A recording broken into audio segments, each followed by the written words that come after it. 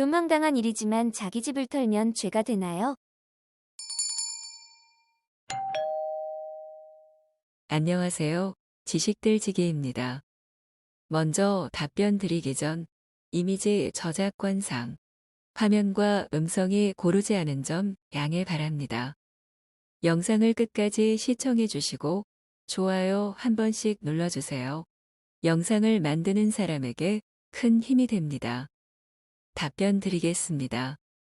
그냥 읽거나 보려고 하다가 잘못 알고 계신 분들이 많은 것 같아서 올립니다.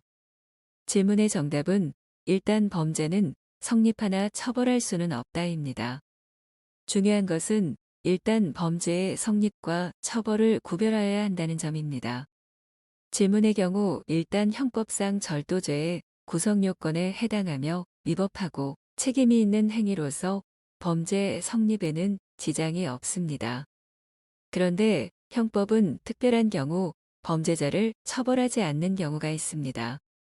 특히 위의 질문과 같이 범죄는 성립하였으나 행위자의 특수한 신분관계로 말미암아 형벌권이 발생하지 않게 되는 사유를 특히 인적처벌 조각 사유라고 합니다. 대표적인 인적처벌 조각 사유로는 형법상 친족 간의 재산 범죄에 있어서 직계 혈족 보통 부모님입니다. 배우자, 동거 친족 등의 신분을 들 수 있습니다. 이것을 소위 친족상 도례라고 합니다. 이러한 관계에 있는 사람에 대하여 절도, 사기, 공갈, 횡령, 배임, 작물죄 등을 범하였을 경우에는 처벌을 하지 않습니다. 가족 간의 문제라 형법이 개입하지 않는다는 의미라고 할 수 있습니다. 다만 강도, 손괴죄의 경우에는 위의 친족 상도례가 적용되지 않고 처벌할 수 있습니다.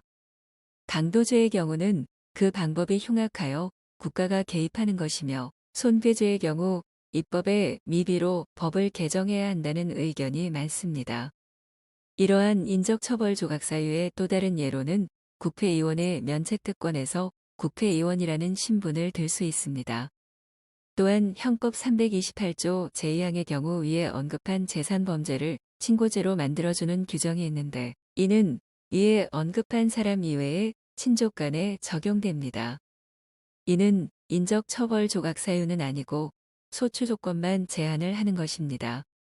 일반적으로 절도죄 등의 재산범죄는 피해자의 고소가 없어도 처벌을 할 수 있지만 일정한 친족 관계의 경우에는 고소가 있어야 처벌을 할 수 있도록 하는 것입니다. 이것도 가족 관계를 중시하는 형법의 태도라고 볼 수 있습니다.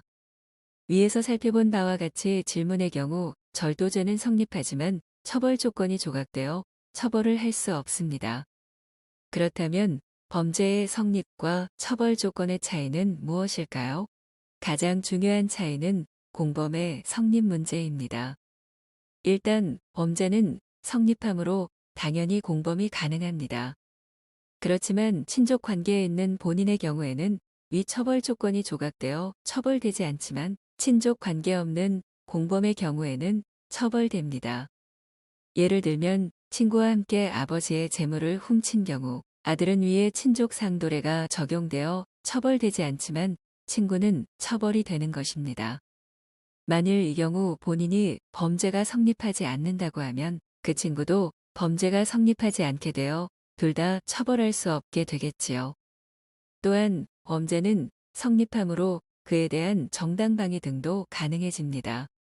예를 들어 아버지 집에 절도를 하려고 들어갔을 경우 아버지가 도둑인 줄 알고 자식을 몽둥이로 때려 상해를 입힌 경우 아버지에겐 정당방위가 성립될 수 있습니다. 하지만 범죄가 성립되지 않는다면 정당방위도 불가능하게 되어 아버지에겐 상해죄가 성립하는 것입니다.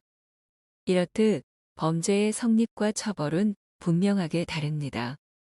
결론적으로 말해서 님의 질문에 대한 정답은 절도죄는 성립하나 처벌할 수는 없다입니다.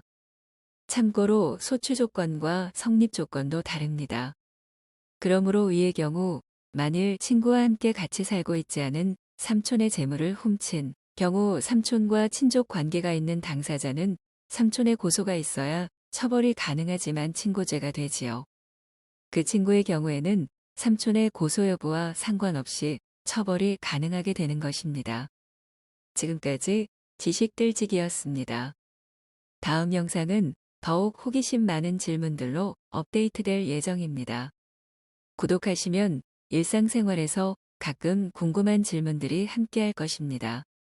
지식과 상식 얻어가세요. 감사합니다.